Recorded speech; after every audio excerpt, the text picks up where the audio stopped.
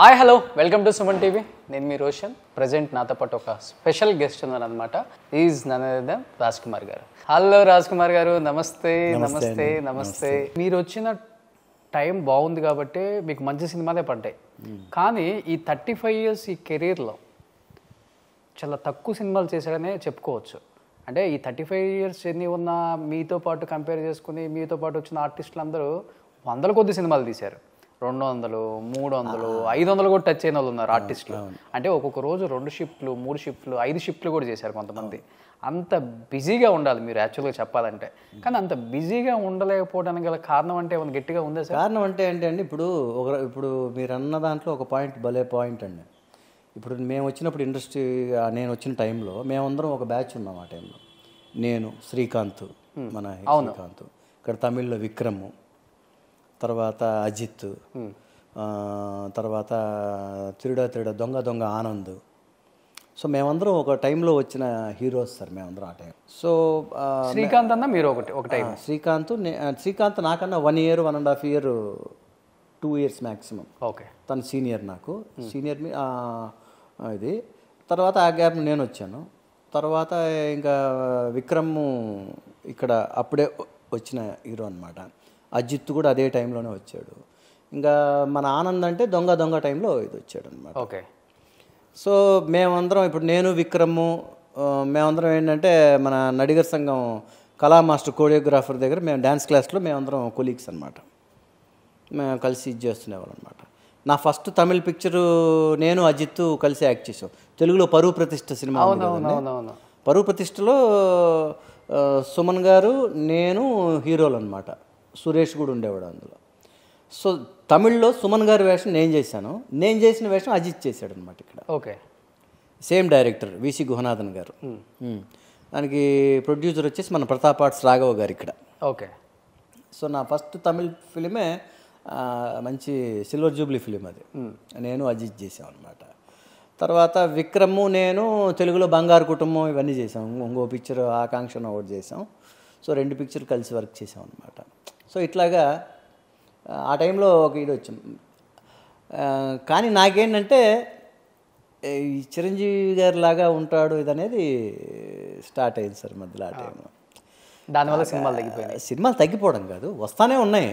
కాకపోతే ఏంటంటే హీరోస్కి ఎప్పుడు స్టార్డమ్ వెరీ ఇంపార్టెంట్ అండి. హీరోస్కి ఎస్పెషల్లీ స్టార్డమ్ చాలా ఇంపార్టెంట్.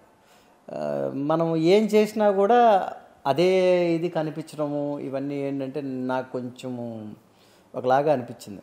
మనం ఏం చేస్తున్నా అదే వస్తుంది, ఆ పేరే వస్తుంది మనకి.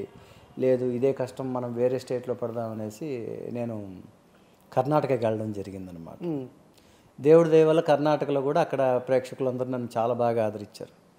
వరుసగా 6 films నేను చేశాను అక్కడ, 6 సినిమాలు. కాకపోతే ఏంటంటే నేను చేసిన 6 సినిమాలు కూడా మన family type of subjects sir.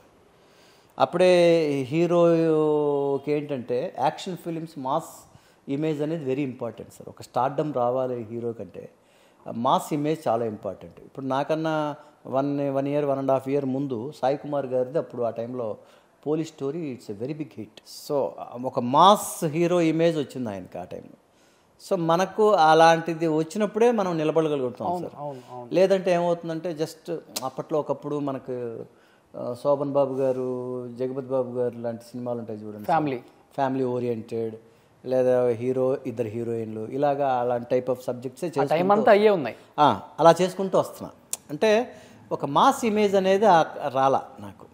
అంటే మీకు ఇష్టం ఆ మాస్ ఇమేజ్ వస్తేనే ఎప్పుడు కూడా ఒక మనం స్టార్డమ్ని క్రాస్ అవుతాం సార్ మనం. అవును. అది అక్కడ కూడా నాకు వరుస పెట్టి ఇలాంటి సినిమాలే వస్తున్నాయి. బాగా వస్తుంది, పేరు కూడా బాగా వస్తుంది, అది ఓకే. బట్ నేను ఎందుకు ఇంకా మనం ఇలాగే చేస్తున్నాం కానీ మాస్ పిక్చర్స్ తగలడం లేదే అని చెప్పేసి ఇది వచ్చిందన్నమాట. అంటే ఈ టెక్నీషియన్స్ కానీ, డైరెక్టర్స్, ప్రొడ్యూసర్స్, కో యాక్టర్స్ కూడా మిమ్మల్ని చూస్తుంటే చిరంజీవి గారి లాగే ఉందయ్యా, ఆయన చూస్తున్నట్టు ఆయనతో వర్క్ చేస్తున్నట్టు ఫీలింగ్ కలుగుతుందన్న ఇదికి వెళ్ళిపోయిందా ఒకనొక స్టేజ్లో? నిజం చెప్పండి. అవును సార్, అదే ఉంటుంది. ఇప్పుడు సాంగ్ చేస్తున్నాము, సాంగ్ చేస్తుంటే మధ్యలో మన టెక్నీషియన్సే అప్పుడప్పుడు క్లాప్స్ కొట్టేస్తుంటారు అనమాట. ఎందుకంటే వాళ్ళకి టక్కని చిరంజీవి గారు గుర్తు రావడము, ఆ మూమెంట్స్. ఇంకోటి ఏంటంటే మామూలుగా సార్ని ఇమిటేట్ చేయడం, చిరంజీవి గారిని ఇమిటేట్ చేయడం అయితే తెలిసిపోతుంటుంది సార్. నేను ఇమిటేట్ చేయాల్సిన అవసరమే లేదు, అసలు ఏం చేసినా అలాగే కనపడుతుంటుంది అనమాట. స్టైల్ కూడా మేబీ ఆయనకి చేసిన కోరియోగ్రాఫర్సే నాకు చేస్తుండేవాళ్ళు అప్పట్లో. ఓకే, వాళ్ళ మూమెంట్స్ కొన్ని చోట్ల అవి సింక్ అయిపోతూ ఉంటాయి అన్నమాట. సో అట్లాంటి టైంలో నేను చెప్తున్నాను కదా రోషన్ గారు, నేను ఎప్పుడూ ఆయనలాగా చేయాలని అవసరమే లేదు, అసలు వచ్చేస్తుంటుంది అనమాట, తెలిసిపోతూ అలాగా ఇదైపోతూ ఉంటుంది, న్యాచురల్గా వచ్చేస్తూ ఉంటుంది అది. ఓకే. సో ఇది దానికోసమని మధ్యలో నేను అప్పుడప్పుడు మీసం తీసేసి ఒకసారి హెయిర్ స్టైల్స్ మార్చి రకరకాలుగా ఏదో ట్రై చేశాను, కానీ కుదరలా. వద్దు, మళ్ళీ నార్మల్గా నాలాగా నేను ఉన్నాను, ఇప్పుడు నేనున్నాను వితౌట్ మేకప్లో ఉన్నాను, అలాగ ఉన్నాను అనమాట. జస్ట్ ఇప్పుడు చూసినా కూడా అలాగే అంటారు, చిన్న పిల్లల దగ్గర నుంచి పెద్దవాళ్ళ వరకు అందరూ అలాగే. బయటికి వెళ్ళినా కానీ ఎక్కువ బయటికి వెళ్తే ఫేస్ చేసేది చాలా ఉంటుంది కదా, అంటే మన తెలుగు స్టేట్స్ కదా నేను చెప్పేది, కేరళ కానీ కర్ణాటక కానీ ఎక్కడికి వెళ్ళినా సరే సార్, టక్కని ఫస్ట్ చూడగానే చిరంజీవి గారు అన్నట్టుగా చూస్తారు నన్ను. ఓకే. తర్వాత మెల్లగా ఆలోచించుకుంటారు, ఆయన కాదు ఈయన వేరే, అలాగే ఉన్నాడు అన్నట్టుగా అప్పుడు వచ్చి నవ్వు మొహంతో వచ్చి పలకరించడం ఇలాంటివి జరుగుతుంది. ఇంకా కడపకి ఎప్పుడైనా నేను వెళ్ళినప్పుడు లేదా మా గుంటకల్కి వెళ్ళినప్పుడు అయితే ఇంక అసలు జనాలు ఓన్ వచ్చేస్తారు అసలు. ఎందుకంటే ఆ ఇమేజ్ అనేది అంత పవర్ఫుల్, అలా ఉండేది అప్పుడు, అంత పవర్ఫుల్ ఇమేజ్ సార్ అది. ఆయనకున్న స్టార్ ఇమేజ్ ఎవరికి ఉంది సార్, హీరోకి లేదు అప్పుడు. మీరు నమ్మరు, స్టార్టింగ్లో నేను మెడ్రాస్ వచ్చిన కొత్తలో అసలు బయట నా 2-3 సినిమాలు అయిపోయిన తర్వాత మన దీంట్లోకి అడుగు పెట్టగానే అసలు అంత క్రేజీగా వచ్చి పలకరించేవాళ్ళు అనమాట వచ్చేసి. ఎందుకంటే ఆయన అంత స్ట్రాంగ్ ఇమేజ్ ఆయన చిరంజీవి గారిది. సో అట్లా ఉండేది, అది మనం అలా కోరుకుంటే వచ్చేది కాదు, లేదంటే మనం ట్రై చేస్తే వచ్చేది కాదు, లేదంటే ఇంకోటి కాదు. ఇదంతా ఆయన దీంతో అలాగ వచ్చింది. ఆయన ఇన్స్పిరేషన్తో ఇండస్ట్రీకి వచ్చారు మీరు కూడా? ఇన్స్పిరేషన్ ఇదంటే ఒక రకంగా అంటే అదే కారణం అయి ఉండొచ్చు. ఎందుకంటే తిరుపతిలో నాన్నగారు జాబ్ చేస్తుండేవారు అప్పుడు. ఆలయ శిఖరం అని సినిమా జరిగింది. మా ఫాదర్ ఏంటంటే ఆయన పాపం యాక్టర్ అవుదామని చాలా ట్రైల్ చేసి ఆయనకు ఉద్యోగరీత్యా కుదరక ఆయన కుదరలా. బట్ ఆయన అవ్వలేదు, కానీ నేను అయిపోయా ఆర్టిస్ట్ని. ఆయన చాలా సినిమాలు చేశాడు. చిరంజీవి గారు హీరోగా ఉన్న సినిమాల్లో ఆయన విలన్గా ఇవన్నీ చేశారు. నాన్నగారు ఏం పేరు? శంకర్ నారాయణ. ఓకే, చేశారు, కానీ ఆయనకి ఉద్యోగరీత్యా ఆయనకి కుదరలా. అంటే చాలా కీ పోస్ట్లు ఆయన, టౌన్ ప్లానింగ్ డిపార్ట్మెంట్ ఆయన. ఓకే. మున్సిపల్ దీంట్లో టౌన్ ప్లానింగ్ ఆఫీసర్ అనమాట ఆయన. సో ఆయనకి ఏంటంటే చాలా కీ పోస్ట్ అది. అన్ని రోజులు లీవ్ పెట్టేసి మెడ్రాస్కి వెళ్ళిపోవడం ఇవన్నీ ఏంటంటే ఆయనకి కొంచెం వాళ్ళ హెడ్ ఆఫ్ డిపార్ట్మెంట్ వీళ్ళ దగ్గర నుంచి మెమోలు ఇవన్నీ రావడం. తర్వాత ఇంకా ఆయన మనకు కుదరదు, ఇంకా జాబ్కి ప్రాబ్లం అయినంత లెవెల్లో మనం ఇది చేసుకుంటే ఇంట్లో ఆడపిల్లలు పెద్దదవుతుంది, ఇంకా మనం ఈ టైంలో ఇంకా తమాషలు ఆడకూడదు అనేసి ఆయన వదిలేశారు ఆయన. ఓకే. ఈ సినిమా షూటింగ్లకి వెళ్ళేటప్పుడు మెడ్రాస్కి ఆయనతో పాటు నేను వచ్చేవాడిని ఆ టైంలో మెడ్రాస్కి. నేను ఆలయ శిఖరం షూటింగ్లో ఫస్ట్ చిరంజీవి గారిని చూసి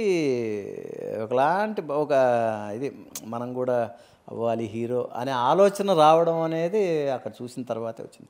యాక్చువల్గా నేను I'm a very big fan of hard fan of NTR and Krishna garu. Okay. Ramarao గారన్నా కృష్ణ గారన్నా చాలా ఇష్టం నాకు. మేము చాలా హార్డ్ కోర్ ఫ్యాన్స్ అనమాట మేము. మా ఫాదర్ ఏమో ఆయన అప్పట్లో ఈ రాయలసీమ జిల్లాలో ఏఎన్ఆర్ ఫ్యాన్స్ ప్రెసిడెంట్ ఆయన. ఓకే. ఈ అనంతపూర్ జిల్లాకి వీటన్నిటికీ ఆయన అలా ఉండేవాడు ఆయన. ఓకే. ఇంట్లోనే 2 వర్గాలు అనమాట మాది. మేమేమో రామారావు గారు కృష్ణ గారి పార్టీ, ఆయనేమో నాగేశ్వరరావు గారు.